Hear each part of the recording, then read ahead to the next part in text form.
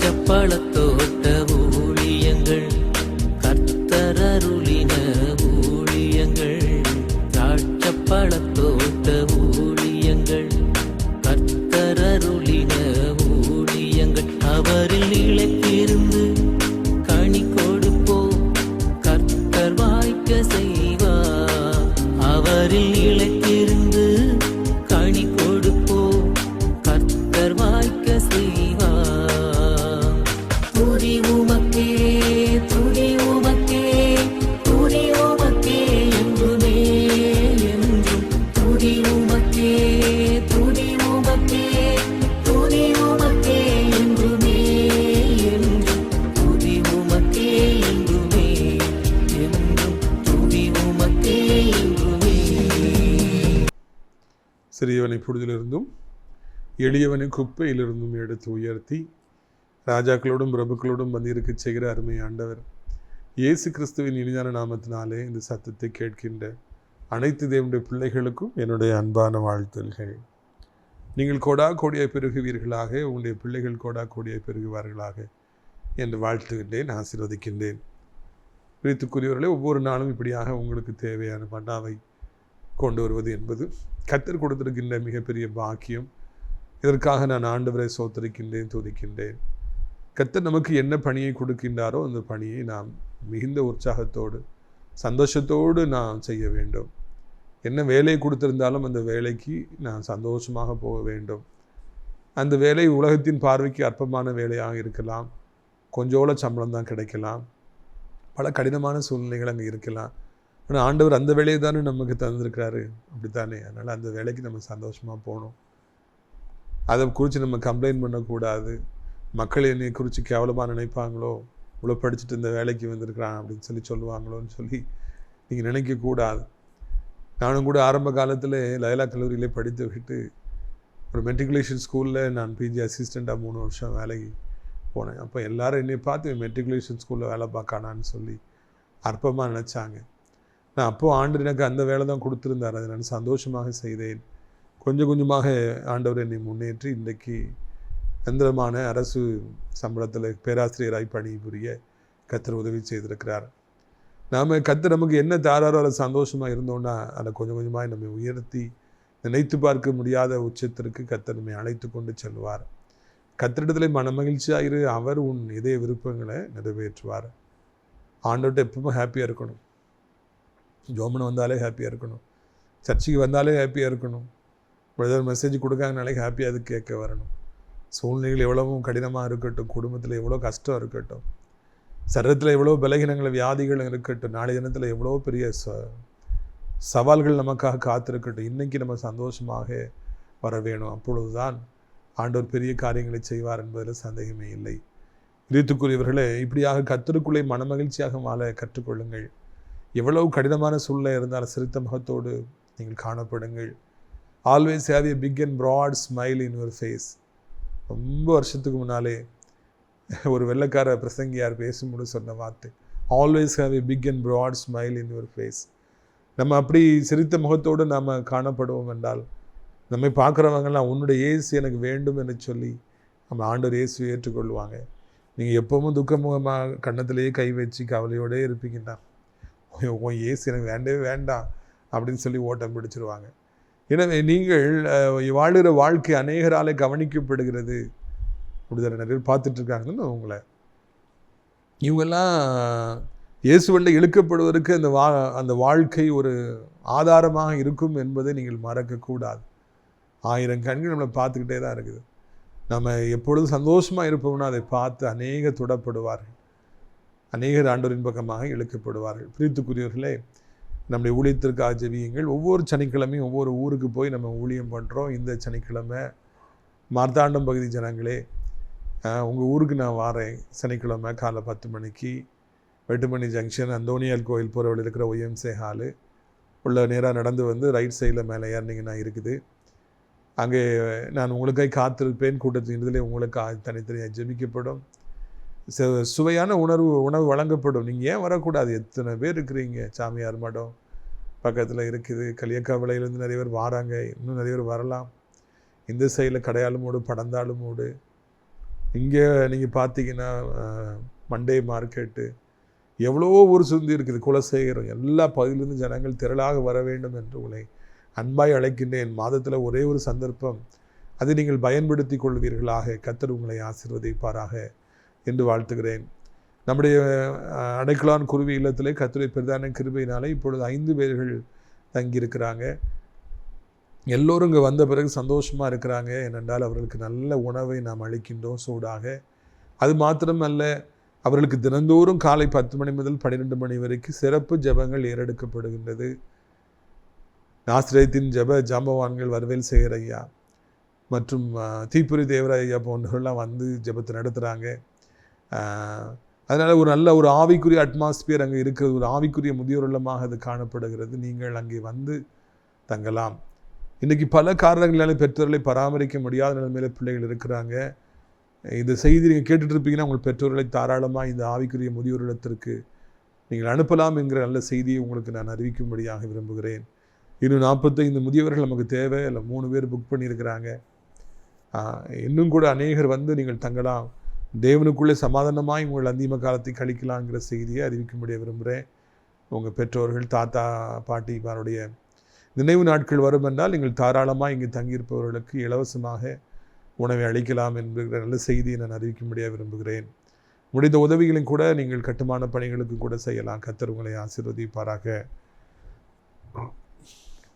இந்நாளில் நம்முடைய பிரயோஜனத்திற்காக 2 சாமுவேல் 19வது அதிகாரம் 15வது வசனம் முதல். ராஜா திரும்ப வருகிறதுக்கு யோர்தான் மட்டும் வந்த பொழுது யூதா கோத்திரத்தார் ராஜாவுக்கு எதிர்கொண்டு போய் ராஜாவை யோர்தானை கடக்க பண்ண கில்கால் மட்டும் வந்தார்கள். இந்த இடத்துல ஒரு செய்தியை பார்க்குறோம். இப்போ ராஜா மறுபடி வீட்டுக்கு திரும்புகிறாரு, அரண்மனைக்கு திரும்புகிறாரு. இப்போ அவர் திரும்ப வரும்போது யோர்தான் எனப்பட்ட ஒரு பெரிய நதி, அந்த நதியை கடந்து தான் இஸ்ரேலுக்கு வர முடியும். ராஜாவை அழைத்து வரும்படியாக யூதா கோத்திரத்தார் நிறைய பேர் அங்கே அந்த சென்றார். கில்கால் மட்டும் சென்றார்கள் என்று நான் காண்கிறோம். அந்த யோர்தான் நதி தான் அங்கே அவர்களை பிரித்தது. இப்பொழுது இந்த யோர்தான் நதியை தாண்டி நீங்கள் வாங்க ராஜான்னு சொல்லி அழைப்பதற்காக அங்கே அவர்கள் வந்தார்கள் என்று சொல்லி நான் காண்கிறோம். அவங்களே புறப்பட்டு வராங்க வாங்க ராஜான்னு சொல்லி. அந்த அளவுக்கு அவருடைய இதயங்கள் திருப்பப்பட்டது. எந்த யோர்தான் அவர்களுக்கு குறுக்கால இருந்து ராஜாவை வெகு தூரம் கொண்டு போயிட்டோ, இப்பொழுது அந்த யோர்தான் மறுபடியும் அவர் திரும்பி இங்கே வருவதற்கு வழிவிட ஒரு சூழ்நிலை வந்தது என்று சொல்லி நான் காண்கிறோம். இதே போல் பழைய ஏற்பாடு புஸ்தகங்களில் நாம் வாசிக்கிற பொழுது எலியா போன்ற தீர்க்கதரிசிகள் அதை அடித்து, இந்த யோர்தான் நதியை அடித்து அவர்கள் அதன் வழியாக பாதை உண்டாக்கப்பட்ட பொழுது நடந்து போனார். யோசுவா ஆசாரியருடைய பெட்டியோடு இறங்கிய பொழுது அங்கே அந்த யோர்தான் 2ஆக பிளந்தது, வழி உண்டாயிற்று என்று சொல்லி காண்கிறோம். யோர்தான் நதி மிகவும் வலிமையான ஒரு ஸ்ட்ராங்கான ஒரு ரிவர். பயங்கர ஃபோர்ஸாக ஓடும். அதில் யாரும் போகவே முடியாது, கடக்கவே முடியாது. ரொம்ப கஷ்டமான ஒரு பயங்கரமான நதி. அந்த நதி இப்பொழுது அவர்களுக்கு வழிவிடுவதை காண்கிறோம். மக்களை போய் அவரை அழைத்து கொண்டு வருவதற்கு ஆயத்தமானவர்கள் என்று சொல்லி காண்கிறோம். இன்னைக்கு யோர்தானை போல பிரச்சனைகள், யோர்தான் நதியை போல பயங்கரமான பிரச்சனைகள் உங்களை சூழ்ந்திருக்கலாம். இடத்துக்குரியவர்கள் சில வியாதிகள் வரும். முக்கியமாக இந்த சீசன் நிறைய பேர் காய்ச்சல், நிறைய பேருக்கு இருமல், சளி. ஒரு 2-3 நாள் இருக்கும், இல்லைன்னா ஒரு வாரம் இருக்கும்னா 2 வாரம் இருக்கும். அதுக்கு போயிடும். அதுக்கு பிறகு அவங்க நார்மல் ஆயிடுவாங்க. கை காலில் அடிபடும் பொழுது ஒரு வாரம் 1 மாதத்தில் அது சரியாகிடும். எவ்வளோ வேதனையாக இருந்தாலும் அது மறைஞ்சு போயிடும். ஆனால் ஒரு சில வியாதிகள் நாள் செல்ல செல்ல அது காட்டாறு போல், இந்த யோர்தானை போல் வந்து பயங்கரமாக அப்படி பிடிக்க ஆரம்பிக்கும். சரங்களை அப்படி கெட்டு போக வைக்கும். அவயங்களை அப்படியே அரெஸ்ட் பண்ண ஆரம்பிக்கும். அப்போ பயந்து நடுங்குவாங்க. ஐயோ, யோர்தான் நதி வந்து விட்டதே, எப்படி நாங்கள் கடந்து போகிறோம்னு சொல்லி கலங்குவாங்க. சில கடன் பாரங்கள் நாள் செல்ல செல்ல அப்படி பெருகும், குட்டி போடும், வட்டி பெருகும். கொஞ்சோல வாங்கின கடன் அப்படி பெரிதாகிய திரும்ப கட்ட முடியாத ஒரு பயங்கரமான சூழ்நிலை உண்டாகும். அப்பொழுது என்ன செய்ய வேண்டும் என்று சொல்லி தெரியாதபடிக்கு ஜனங்கள் தவிப்பார்கள். பிரித்துக்குரியவர்களே, அந்த யோர்தான் நதி போல, காட்டாறு போல கடன்கள் வந்து, கடன் பாரங்கள் வந்து, வட்டி கடன்கள் வந்து, ஐயோ நான் என்ன செய்ய போகிறேன் என்று சொல்லி தெரியாதபடி தவிக்கிற எத்தனையோ பிஸ்னஸ் பண்ணுறவங்களை காண்கிறோம். ஏன் நல்ல கவர்மெண்ட் ஜாப்ல இருந்து மாச சம்பளம் வாங்குறவங்க கூட வீடு கட்டுறோம் லோன் போட்டோம், அது வாங்குறோம் லோன் போட்டோன்னு சொல்லி வட்டிக்கு வெளியே போய் வாங்கி அது கெட்ட முடியாதபடிக்கு தடுமாறுவதை நாம் காண்கிறோம். அநேகர் இந்த நாட்களிலே இதுபோல யோர்தான் நதியை கடக்க முடியாதபடிக்கு யோர்தானுக்கு அப்பாலே போய் நான் என்ன செய்வேன் என்று சொல்லி இன்றைக்கு தவித்து கொண்டிருக்காங்க. இதை எப்படி நான் தாண்ட போகிறேன்? இந்த பொல்லாத மனிதர்களை தாண்டி நான் சென்று எப்படி ஊழியத்தை செய்ய போகிறேன்? ஊழியத்துக்கு எதிராக நிறைய பேர் எழும்புவாங்க. ஐயோ, பயங்கரமாக இருக்கும், பயங்கரமான எதிர்ப்புகள் வரும். வேறு எதுக்கும் எதிர்ப்பே வராது. ஊழியத்துக்கு நீங்கள் போயிட்டீங்கன்னா, கர்த்தர் நல்லவர்னு சொல்லி பேச ஆரம்பிச்சிட்டிங்கன்னா, உங்கள் வீடுகளில் ஜெபச்சத்தம் கேட்க ஆரம்பிச்சிருச்சுன்னா, ஊழியம் பெருக ஆரம்பிச்சிருச்சுன்னா, ஐயோ நிறைய பேர் வருவாங்க. பெரிய பெரிய யோர்தான் நதிகள் வரும்.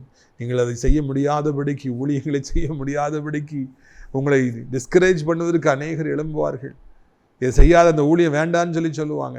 அலங்கத்தை எஸ்ரா நெகேமியா போன்றவர்கள் கெட்டிய பொழுது எத்தனை பேர் வந்து அதை தடுத்து பார்த்தார்கள் என்று சொல்லி நாம் பைபிளில் வாசிக்கிறோம் இல்லையா? ஊழியத்தின் ஆரம்பித்த பொழுது எத்தனை பேர் வந்து தடுத்தாங்க. யோர்தான் நதியாக வந்து நின்னாங்க, நீ ஊழியம் செய்யக்கூடாதுன்னு சொல்லி.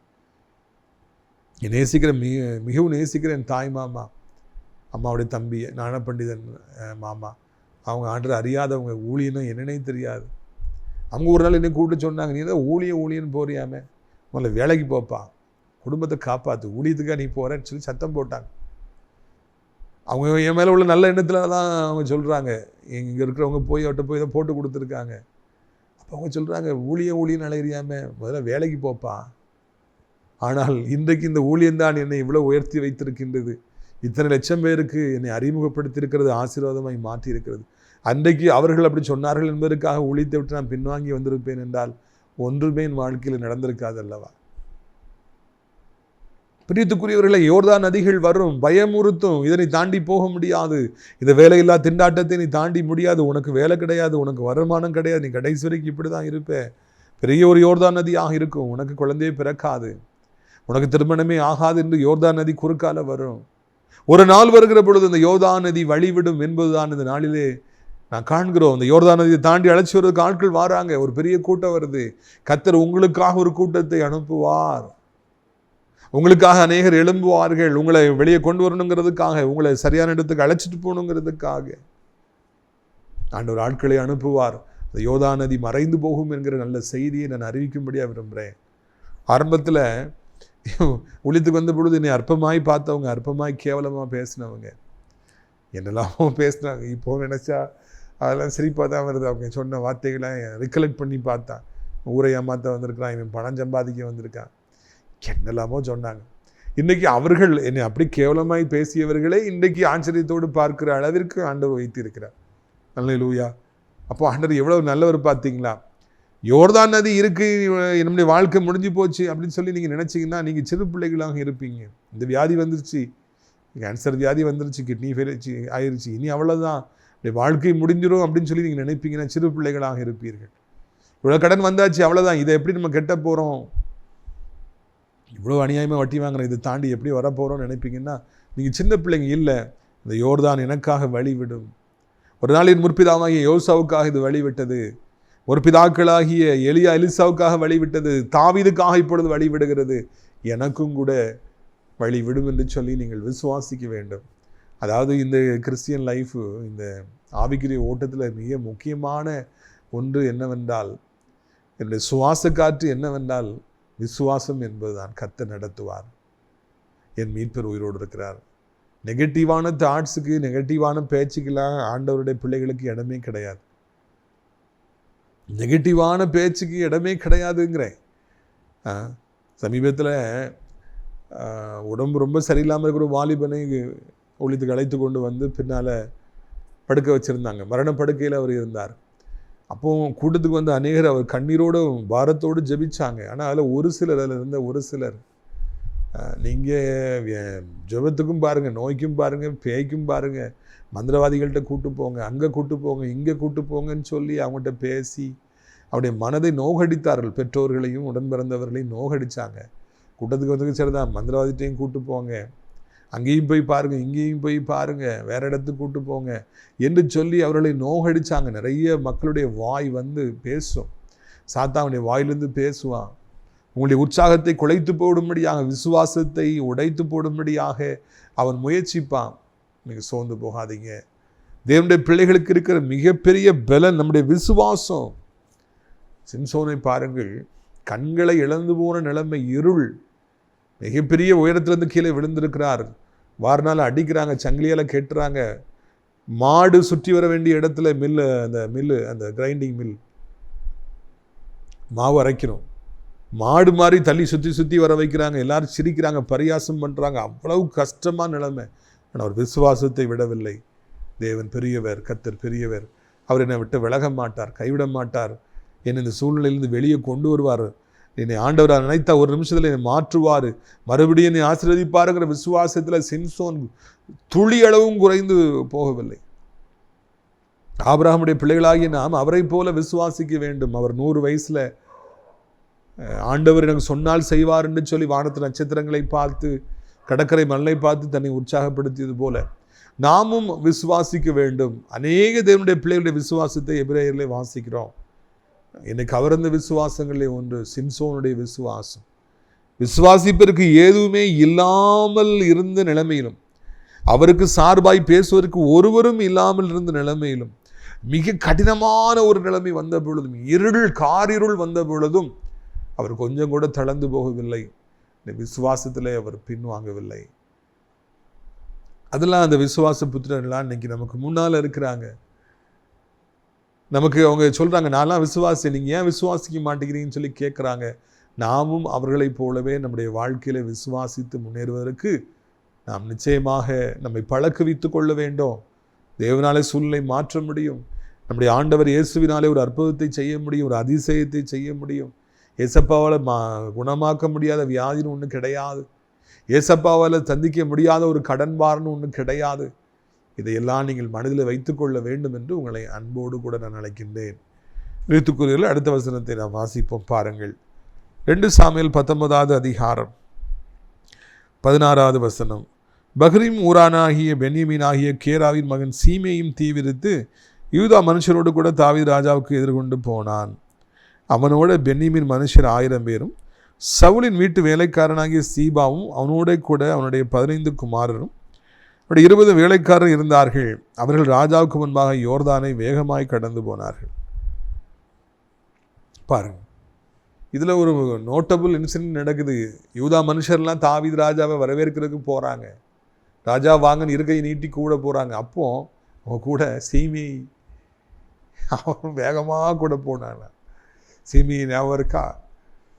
கெட்ட வார்த்தை சொல்லி, மண்ணை தூக்கி வீசி, கல்லை தூக்கி வீசி, தாவீதே இரத்த பிரியனே ஒளிஞ்சு போ, ஆண்டவர் உன்னை ராஜபாரத்தை உன்றது பிடுங்கினார், உன் மகனுக்கு கொடுத்தாரு, நீ எவ்வளோ மோசமானன்னு சொல்லி கெட்ட வார்த்தை சொல்லி திட்டி எல்லாரும் மத்தியில் அவமானப்படுத்தினானே அந்த சீமையை இப்போ அவன் நடுநடுங்கி பயந்து ஓடி வாரான். இப்போ ராஜாவை வரப்போறாரு, என்னை கொன்றுவார், நான் எவ்வளோ பாவம் பண்ணியிருக்கிறேன், எப்படியாவது தப்பணும்னு அவர் காலில் போய் விழணும்னு சொல்லி அங்கே அவன் ஓடி வருவதை காண்கிறோம். சூழ்நிலைகளை மாற்றின பொழுது எந்த கெட்ட வார்த்தை பேசி எந்த மனுஷன் அவரை வேதனைப்படுத்தினானோ அந்த மனுஷன் அவருடைய ஆதரவை பெறும்படியாக ஓடி வந்தான் என்று காண்கிறோம். எவ்வளவு நல்லா இருக்குது. நாளைக்கு நம்ம அதை விரிவாக பார்க்கலாம். சீமையை காலில் விழுந்தது நம்ம விரிவாக பார்க்கலாம். இன்றைக்கு நாம் கவனிக்க வேண்டிய காரியம் என்னவென்றால், இந்த சீமையும் கூட மெபிபோசேத்துக்கு அங்கு விசாரிப்புக்காரனாக இருந்த அந்த சீபா எனப்பட்ட அந்த வேலைக்காரன், அவனுடைய 15 குமாரர்கள், இன்னும் 1000 பென்யமீன் மனுஷரெல்லாம் சேர்ந்து இவன் கூட வந்தாங்களாம். எதுக்கியா சேர்ந்து வரணும்? அதான் என்னுடைய கேள்வி. சீமையை தனியாக வந்து தானே கள்ளத்துக்கு வீசினான். இப்போ ஏன் அவன் சீபா எல்லாரையும் கூட்டிட்டு வாரான், அந்த 15 பேரோடு கூட வாரான் என்று நாம் தியானித்து பார்க்கிற பொழுது அங்கே சீமைக்கும் இந்த சீபாவுக்கும் இடையிலே ஒரு நல்ல தொடர்பு இருந்தது என்பதை நான் காண்கிறோம். அவரெல்லாம் பென்யமீன் கோத்திரத்தார். அவங்க எல்லாம் சேர்ந்து தான் இருக்காங்க. ஏற்கனவே கள்ளத்தூக்கி வீசும்போதும் அதில் ஒரு ஹேண்டு சீபாவுக்கும் இருந்திருக்கிறது என்பதை இதன் மூலமாக நாம் புரிந்து கொள்கிறோம். அவர்கள் எல்லாம் ஒரு கூட்டணியாக இருந்திருக்கிறார்கள். அவரெல்லாம் சேர்ந்து ராஜாவுக்கு எதிராக செயல்பட்டு இருந்திருக்கிறாங்க. அதனால தான் அவன் வரும்போது இவங்களும் கூட வராங்க. ஆரம்பத்தில் இதை நான் வாசிக்கும் போது எனக்கு புரியல. ஆனால் பிற்பாடு என் கண்ணை ஆண்டவர் திறந்தார். இந்த சீபாங்கிற மனுஷன் பொல்லாதவன், அவன் இப்படி மெபிபோசேத்து இப்படி சொல்லிகிட்டு இருக்கான்னு இல்லாத பொல்லாத பழியை போட்டுட்டு ராஜாவுக்கு வற்றல் குலைகளையும் திராட்சை குலைகளையும் இன்னும் என்னெல்லாம் அப்பங்கள்லாம் கொடுத்துட்டு அவன் காலில் விழுந்து நல்ல விஷயமும் நடத்திக்கிட்டு ராஜா கண்களை தயவு வாங்கிட்டு இன்னொரு பக்கம் சீமையை பார்த்து நீ கள்ள தூக்கி வீசு, நீ ராஜா விடாத, அவன் கீழே விழுந்துட்டான், சரியான நேரம்னு சொல்லி அங்கே சீமைக்கு அவன் ஆதரவாக இருந்தான். ஒரு பக்கம் காலில் விழுந்து வற்றல் கிளையில் கொடுத்து ஒருவேளை திரும்பி வந்தானா செக்யூர் ஆகிக்கும்னு சொல்லி நினைக்கிறான். இன்னொரு பக்கம் விடாத கல்லை தூக்கி வீசு. இதுபோல சீபா போன்ற கல்லர்களும் அந்த நாளில் வந்தார்கள் என்று சொல்லி நான் காண்கின்றோம். சீபா மறைமுகமாக தாவீது ராஜாவுக்கு விரோதமாக அவன் செயல்பட்டான். சீமேயின் நேர் எதிராக வந்தான். ரெண்டு பேருக்கு அதான் டிஃப்ரென்ஸு. ஒருத்தையும் பின்னாலேருந்து பின்னடிச்சு விட்டு நீ ஏன் அப்படி பண்ணுன்னு சொல்லி விட்றான், நேரில் நல்லா பேசிக்கிறான். இன்னொருத்தர் நேராக வந்து கள்ள தூக்கி வீசுகிறான். ரெண்டு வகையான மனிதர்கள் அந்த நாளிலே தாவீதை பார்க்கும்படியாக வந்தார்கள். இன்றைக்கு நம்முடைய வாழ்க்கையிலும் கூட இதே போல ரெண்டு விதமான மனிதர்கள் வருவார்கள் என்பதை மறந்துவிடவே கூடாது. நேரில் நல்லா பேசுவாங்க, ரொம்ப பாசமாக இருக்கிற மாதிரி செய்வாங்க, நிறைய ஹெல்ப் பண்ணுற மாதிரி ஹெல்ப் பண்ணுவாங்க, பின்னால் நிறைய வேதனையை ஏற்படுத்துவாங்க. இவங்களெல்லாம் சந்திக்கிறது வந்து ரொம்ப வேதனையான ஒரு காரியமாக இருக்கும். சில வருஷங்களுக்கு முன்னால் ஒருத்தர் வந்து எனக்கு ரொம்ப ஹெல்ப் பண்ணுற மாதிரி, எனக்கு பக்கபலமாக இருக்கிற மாதிரி, அப்படி செஞ்சிடுவோம் இப்படி செஞ்சிடுவோன்னு சொல்லி எனக்கு ரொம்ப உதவி செய்கிற மாதிரி இருந்தார். இப்படிலாம் ஆட்கள் இருப்பாங்களான்னு சொல்லி நான் ரொம்ப இம்ப்ரெஸ் ஆகி கொஞ்சம் இடம் கொடுத்தேன். கடைசியில் பல லட்சம் ரூபாய்களை என்றிருந்து அடிச்சுட்டு போனார். ஈவே இறக்கமே இல்லாதபடி கொடுக்காத பணத்தை என்றிருந்து வாங்கிட்டார். அப்பதான் யோசித்து பார்த்தேன், எவ்வளவு உதவி செய்வது போல நடித்து பேசி பொய்யான அன்பை காண்பிப்பது போல காண்பித்து நானும் அதை நம்பி இவ்வளோ பணத்தை நான் இழந்து போனேன். இவங்கெல்லாம் இந்த சீபா மாதிரி ஆட்கள். அங்கே சீமை நேரில் வந்து கள்ள தூக்கி வீசுகிறான், அதே மாதிரி நேரில் வந்து கள்ள தூக்கி வீசின ஆட்களும் நேரடியாக தூஷித்த ஆட்களையும் கூட என்னுடைய வாழ்க்கையில் நான் சந்தித்திருக்கிறேன். அனைத்து விசுவாச பிள்ளைகளும் சீபாவையும் சந்தித்தாக வேண்டும், சீமைகளையும் சந்தித்தாக வேண்டும். சீமைகள் நேராக வந்து பேசுவாங்க, கெட்ட வார்த்தைகளை பேசுவாங்க, கள்ள தூக்கி வீசுவாங்க, கெட்ட நீ அப்படி பண்ண இப்படி பண்ணன்னு சொல்லுவாங்க. இல்லாத பொல்லாத பழிகளை நம்ம மேலே தேவனுடைய பிள்ளைகள் மேலே சாத்துவாங்க. இன்னொரு பக்கம் உதவி செய்வது போல நடித்து ஹெல்ப் பண்ணுறது போல வந்து ஐயோ நல்லவர்களைப் போல காண்பித்து பிற்பாடு பின்னால் இருந்து பயங்கரமான கிரியைகளை செய்கிறவர்களும் வருவாங்க. யோசுவா எவ்வளோ பெரிய தேவ மனுஷன், ஆனால் அவரையும் கூட ஒரு குரூப் வந்து ஏமாத்திச்சு. தூர இடத்துலேருந்து வாரவையா, இந்த செருப்பை பாருங்கள் பழசாயிடுச்சு, வஸ்திரத்தை பாருங்கள் பழசாயிடுச்சு, எங்கள் பிரெட்டை பாருங்கள் எல்லாம் கெட்டு போச்சு, எங்க கூட உடன்படிக்கை பண்ணிங்க ஐயா, உங்களை குறித்து கேள்வி போட்டோம் ஐயான்னு சொல்லி பக்கத்துலேருந்து வந்து கொண்டு தூரத்துலேருந்து வந்தோம் என்று சொல்லி யோசுவாவோடு கூட உடன்படிக்கை செய்து அவரை ஏமாற்றியது ஒரு கும்பல். யோசுவாவை ஏமாந்து போனார். நீங்கள் அதை பிற்பாடு தியானித்து பாருங்கள். அவ்வளோ பெரிய தெய்வ மனுஷன் தீர்க்கதரிசி அவசரப்பட்டு உடன்படிக்கை பண்ணிட்டார். அவங்களுடைய உடம்பை பார்த்து, அவங்க முடி என்னதும் இல்லாமல் இருந்தது, அவங்க காலில் இருந்த செருப்புலாம் பழசாக இருந்தது பார்த்து ஏமாந்துட்டார். யோசுவாவே ஏமாந்து போனார் என்றால் அவ்வளோ பெரிய மனுஷரையும் வஞ்சித்திருப்பார்கள் என்றால் நாமெல்லாம் ஏமாத்துறோம்.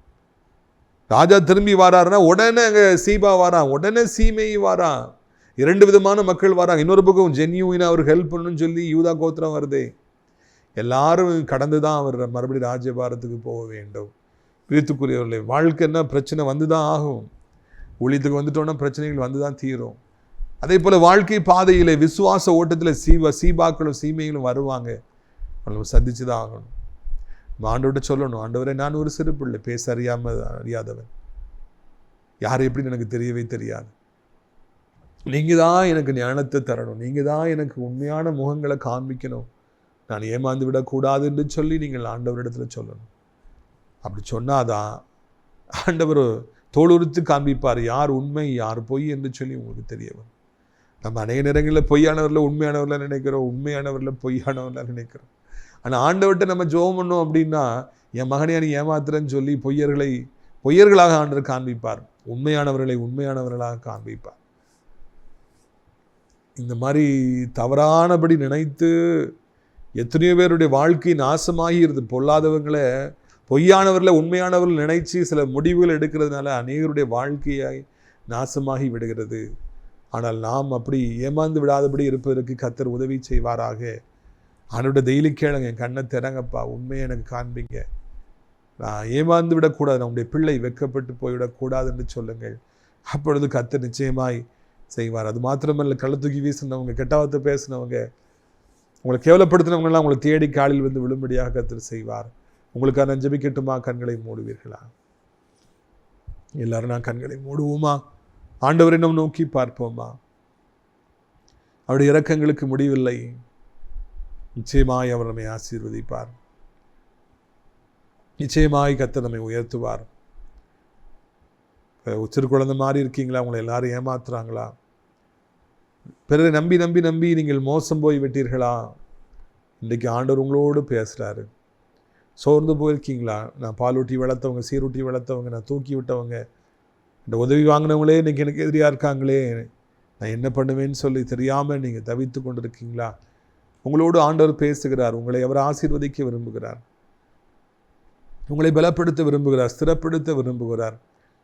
கலங்க வேண்டாம், பயப்பட வேண்டாம். என்ன நிலைமையாக இருந்தாலும் ஏசப்பாவால் உதவி செய்ய முடியும்.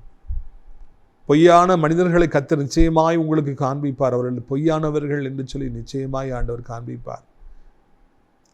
ஆண்டவருடைய கரம் உங்களை இப்படி உங்களை தொடுகிறது. தாங்க முடியாத வேதனையோடு இருக்கிற சகோதரி, சரீரத்தில் பெரிய உபாதையோடு, தாங்க முடியாத உபாதையோடு வேதனையோடு படுத்திருக்கீங்க. தூங்க முடியல, எந்திக்க முடியல, உட்கார முடியல. சரீரத்தில் அவ்வளோ பெரிய ஒரு வேதனை, ஒரு பெயின். இப்பொழுது கர்த்தர் தொட்டு தடவி கொடுத்து அந்த வேதனைகளை மாற்றுகிறார். இரவு நிம்மதியான உறக்கம் இனி உண்டாகும். ஓ காபா நீதி காபா நதுனியா கரா. கர்த்தருடைய கை அதை உங்களுக்காக செய்து முடிக்கும். நன்றி அப்பா, நன்றி அப்பா, நன்றி அப்பா, நன்றி அப்பா. ஒரு சின்ன விபத்தை சந்தித்து 3-4 மாதங்களை படுத்த படுக்கையிலே இருக்கிற ஒரு வாலிப மகள், எந்திக்கவே முடியல. சின்ன விபத்து தான், ஆனால் அது எல்லாரும் நல்லா தப்பிக்கிட்டாங்க. உங்களுக்கு மாத்திரம் அடிபட்டு நீங்கள் எந்திக்கவே முடியல, படுத்த படுக்கையாக இருக்கிறீங்க. ஏசப்பாவுடைய கரம் தொடுது. கோணலானது கர்த்தர் செவ்வையாக்குறாரு. எந்திக்க முடியாமல் இருக்கிற உங்களை கர்த்தர் மறுபடியும் எழும்பும்படியாக செய்வார். நடக்க முடியாமல் இருக்கிற உங்களை கர்த்தர் மறுபடியும் நடக்கும்படியாக செய்வார். செயல்படாமல் இருக்கிற உங்கள் அவயங்களை கர்த்தர் செயல்படும்படியாக செய்வார். ரபானா கந்தரா நீபாரா ஓ ரபுனியா காபாலா கரபானா சுத்துருயா கரா. நல்ல பிஸ்னஸ் ஓடி ஓடி உழைச்சிங்க சகோதரா. நிறைய லாபம். பொல்லாத மனிதர்கள் பொறாமைப்பட்டு உங்களுக்காக எதிராக காரியங்களை செய்தபடியினாலே வியாதிப்பட்டு இப்போ பிஸ்னஸ்க்கு போக முடியல. எல்லாரும் ரெடியாக இருக்கிறாங்க, கஸ்டமர்ஸ் ரெடியாக இருக்கிறாங்க, வேலைக்காரங்க ரெடியாக இருக்கிறாங்க, பொருட்கள் இருக்குது. உங்களால் அந்த இடத்துக்கே போக முடியல. வியாதிப்பட்டு நீங்கள் படுத்திருக்கிறீங்க. ஐயோ என்று கண்ணீரோடு செய்தியை கேட்டுட்டு இருக்கிறீங்க. தேவன் உங்களை தொடுகிறார். ஆண்டவர் உங்களை தொடுகிறார். இயேசு உங்களை தொடுகிறார். இயேசு உங்களை பானியாக்கிற மறுபடியும் வேலைக்கு செல்ல, பிஸ்னஸ் பண்ண உதவி செய்வார். உங்களுக்கு விரோதமாய் உருவாக்கப்பட்ட ஆயுதங்கள் இப்பொழுதே உடைந்து போகிறது. ஷீகாரா பாரா பாலா கத்தனியாரா. ஒரு வாலிப மகன் அதிக பிரயாசப்பட்டு சின்ன வயதில் கஷ்டப்பட்டு சம்பாதித்து உழைத்த பணங்கள் எல்லாம் நீ நம்பின மனிதர்களுக்காய் செலவழித்தபடினாலே, அவர்கள் ஏமாற்றி விட்டபடினாலே சோர்ந்து போயிருக்கிறாய். எவ்வளோ கஷ்டப்பட்டு சம்பாதிச்சேன், இந்த பணத்தை கொடுத்தேன், நம்பினேன், அவங்க என்னை ஏமாற்றிட்டு போயிட்டாங்களே, நான் இன்னைக்கு ஒன்று இல்லாமல் இருக்கிறேனே என்று சொல்லி தவித்து போயிருக்கிறீர்கள். கர்த்தருடைய வல்லமை தொடுகிறது. ஆண்டுடைய வல்லமை தொடுகிறது. இழந்து போன எல்லாவற்றையும் ஆண்டு திரும்ப தருவார். அதுக்கு அதிகமாகவும் ஆண்டவர் தருவார். தேவனால் எல்லாம் கூடும். வாலிபனே நீ பயப்படாதே. ஷீ தீனி கீரி கத்தனியோ கொரபோலா. எத்தனை தோல்விகள், எத்தனை அவமானங்கள் சகோதரா, எத்தனை போராட்டங்கள். ஆனாலும் கர்த்தர் சொல்கிற வார்த்தை, நீதிமான் ஒரு தினம் அல்ல 7 தினம் விழுந்தால் அவன் எழுந்திருப்பான். நீங்கள் மறுபடியும் எந்திரிப்பீங்க. கர்த்தர் உங்களுக்கு உதவி செய்வார். ஏசப்பா அந்த வார்த்தை ஒவ்வொருவரையும் சந்திக்கட்டும். ஒவ்வொருவரையும் கர்த்தத்தோடு ஒவ்வொருத்தரையும் பலப்படுத்தும், ஒவ்வொருவரையும் ஸ்திரப்படுத்தும். எந்த விதத்திலும் சத்தம் நெருங்க முடியாதபடிக்கு நீர் வேலி வைத்து பாதுகாப்பீராக. கண்ணின் மணியை போல பாதுகாப்பீராக. இப்பொழுதே நம்முடைய வல்லமையினாலே சுகம் பெறாதவர்கள் சுகம் பெறட்டும். படுத்தையில் போல் எழும்பட்டும். கடன் பாரங்கள் நீங்கட்டும். போதை பழக்கங்கள் மாறட்டும். செல்போன் அடிமைத்தனங்கள் மாறட்டும். அடிமைத்தனங்களை உடைப்பீராக. பிள்ளைகளை ஒருமனப்படுத்துவீராக. தேவையான காரியங்களை மாத்திரம் தலையிட, தேவையற்ற காரியங்களை, தேவையற்ற ஃப்ரெண்ட்ஷிப்பை தூக்கி வீச உதவி செய்யுங்க. பொல்லாத மாயைகளை பற்றி அழிந்து விடாதபடி காத்துக்கொள்ளுங்க. பைக்கில் வேகமாக போய் முட்டி அழிந்து விடாதபடி பாதுகாத்துக் கொள்ளுங்க. விபத்துகள், நாச மோசங்கள், ஹார்ட் அட்டாக், சடுதி, மரணங்கள் வராதபடி பாதுகாத்துக் கொள்ளுங்க. வயதானவர்களை விழுந்து விடாதபடி 2 கைகளாலே ஏந்தி கொள்ளுங்க. எதற்காய் பிள்ளைகள் காத்திருக்கிறார்களோ அந்த காரியங்களை வாய்க்க செய்யுங்கப்பா. இசப்பா ஒரு வருமானத்துக்கான வழியை திறந்து தாரும். கடன் பாரங்களை நீக்குங்க, ஆசீர்வதிங்க. இசப்பா உலகம் இருக்கிற அத்தனை நாடுகளையும் ஆசீர்வதிங்க. அமைதி சமாதானம் உண்டாகட்டும். தாய் திறனா இந்தியாவிற்காக, தமிழ்நாட்டிற்காக கண்ணீரோடு ஜெபிக்கிறோம். அநேக மதத்தொழில் மொழி பேசுகின்ற ஒவ்வொருவரையும் ஆசீர்வதிங்க. அனைத்து தேவனுடைய பிள்ளைகள், ஆலயங்கள், திருச்சபைகள், ஊழியக்காரர்கள், பாஸ்டர்ஸ் எல்லாரையும் ஆசீர்வதிங்கப்பா. நாசிரியர் திராட்சைப்பழ தோட்ட ஊழியங்களை நேசிக்கிற, நாள்தோறும் நம்முடைய நிகழ்ச்சிகளை பார்க்கிற, ஜெபத்தினாலே காணிக்கைகளை தாங்குகிற அநேக நல்ல உள்ளங்கள் உண்டு. ஒவ்வொருவரையும் ஆசீர்வதிங்க. அடைக்கலான் குருவி இல்லத்திற்கு அநேக முதியோர்களை அழைத்து கொண்டு வாருங்க. வேலை பார்க்கிற, அங்கேயே தங்கி இருக்கிற நல்ல உள்ளம் படைத்தவர்களை அழைத்து கொண்டு வாருங்க. மகிமைப்படுங்க. இரட்சகர் இயேசு மூலம் ஜெபிக்கிறோம் நல்ல பிதாவே, ஆமென். என் ஆத்துமாவே கர்த்தரை ஸ்தோத்திரி, என் முழு உள்ளமையுடைய பரிசுத்த நாமத்தை ஸ்தோத்திரி. என் ஆத்துமாவே கர்த்தரை ஸ்தோத்திரி, அவர் செய்த சகல உபகாரங்களை ஒரு பொழுதும் மறவாதே, ஆமென். கர்த்தராகிய இயேசு கிறிஸ்துவின் கிருபையும் பிதாவாகிய தேவனுடைய அன்பும் பரிசுத்தாவுடைய அந்யோன்ய ஐக்கியமில்லாத பிரசன்னம் உங்கள் அனைவரோடு இன்றைக்கு சதா காலங்களிலும் நிலைத்திருப்பதாக. அல்லேலூயா, அல்லேலூயா. God bless you. ஆமென். திராட்சைப்பழத்தோட்ட ஊழியங்கள், கர்த்தர் அருளின ஊழியங்கள். திராட்சைப்பழத்தோட்ட ஊழியங்கள், கர்த்தர் அருளின ஊழியங்கள். அவரில் நிலைத்திருந்து கனி கொடுப்போம், கர்த்தர் வாய்க்க செய்வார். அவரில் நிலைத்திருந்து கனி கொடுப்போம், கர்த்தர் வாய்க்க செய்வார்.